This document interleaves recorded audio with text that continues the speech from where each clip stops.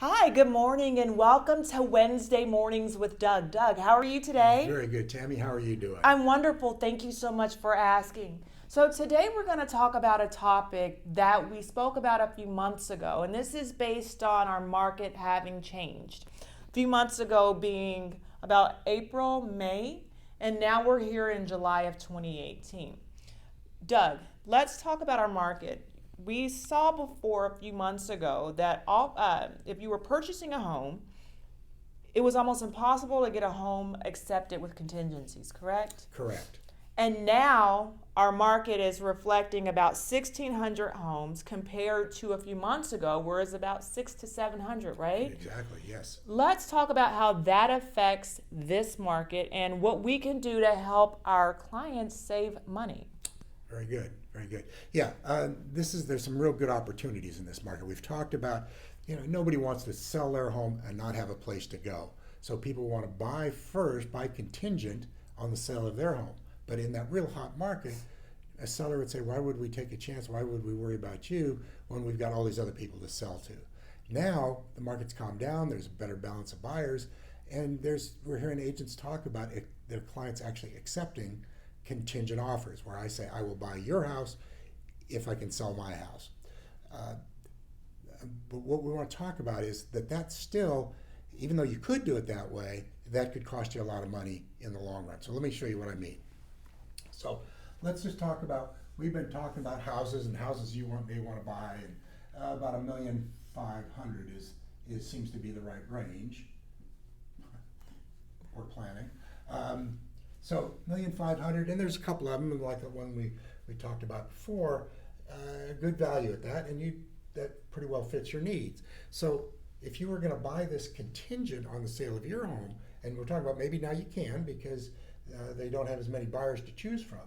So if we write them a really good offer, maybe they would take it. So if this property's been on the market a few weeks, if we had a really clean offer, we could probably buy the house for that, or maybe even less, maybe even $50,000 left. If we didn't have to have a contingent offer, if we already had your home sold and didn't have to make a contingent on the sale of it, we might get $50,000 off of that price, right?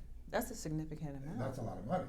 So instead of paying $1,500,000, you might pay $1,500,000 where you could have gotten it for $1,450,000, or if they're really going to hold tight, you might wind up paying over list, because we're still kind of seeing a lot of sales over list price.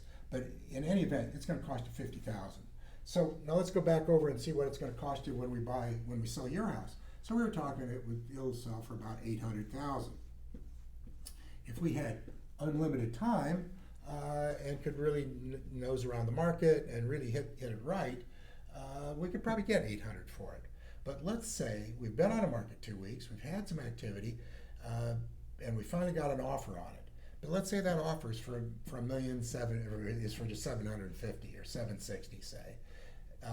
If we didn't have anything else tied up and you weren't in a big hurry, we could squeeze this and maybe get $800,000 out of it. But if this is hanging out there and we're going to lose that, you're probably going to take that $760,000 offer. And these numbers come from a lot of experience, and that this is really is what will happen. So instead of selling your house for $800,000, you'll probably get somewhere around $760,000 or $40,000 less. Right? So 40 plus 50 is $90,000, right? A lot of money.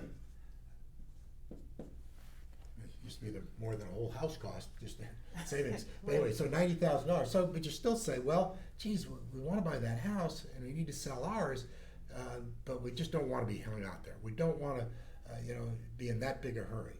So let's talk about that. If we had, let's say we get your house. Okay, we get your house on the market. We get $800,000 for it. We market it. We work as hard as we can for it. We get an offer, and let's say it's got a 30-day close in it, or even a 45-day close. We could counter to make sure we get the maximum amount of time. So let's say we get a 45-day escrow, and in the listing agreement, there's a place for a field called possession, and there's COE plus 30, and some other things. The COE means close of escrow. Close of escrow plus 30 means you want 30 days. We're telling any buyer that you're going to want 30 days after close to turn over possession of your house. So that gives us another 30 days. So 30 days and 45 days, so we're mid-July. We're actually a little past it, so that's all of August, all of September. We're into October. You don't think we can find you the right house before the 1st of October? And we definitely could, and you wouldn't be spending $90,000 to find that right house. Right, exactly. And these numbers work. I mean, this is real life stuff through the years that you see contingent offers, this compared to a contingent offer, how it really could help you. So this right here, Doug, says the importance of having an experienced agent that knows their market, knows how to negotiate, and really look out for your interests, correct? Exactly. Okay, wonderful. Well, Doug, thank you so much for revisiting this topic with us, because just myself is like, wow, we, if not careful, could have our clients overpay for something unnecessarily. Yep. So thank you. Pay too much for that, not get enough for that. Exactly, and this comes with experience. So if you have any questions and you want to figure out your options, reach out to obviously Doug or myself. And we thank you so much for coming and listening to us. Thank you, Doug, for Thank today. you, Tammy.